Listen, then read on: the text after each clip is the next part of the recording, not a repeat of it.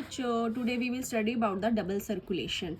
Double circulation is a circulatory system in which blood flows through the heart twice during one complete cycle, cardiac cycle. It has two circulatory pathway, pulmonary circulation and the systemic circulation.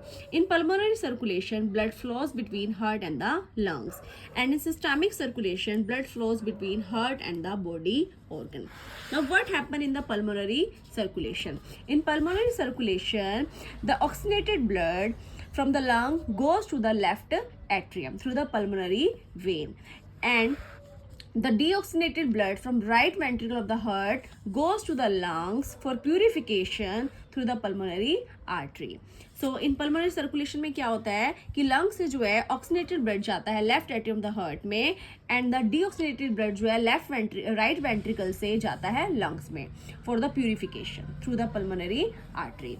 So pulmonary circulation carry deoxygenated blood from heart to the lungs and return oxygenated blood back to the heart.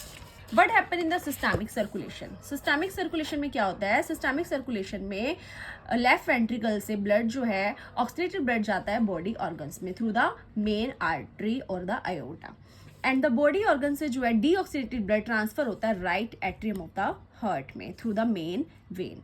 तो systemic circulation में क्या हुआ कि जो भी हमारा oxygenated blood था वो लेफ्ट वेंट्रिकल से बॉडी ऑर्गन्स में गया, एंड वहाँ deliver the oxygen and collect the deoxygenated blood, and the deoxygenated blood goes to the right atrium of the heart through the main when.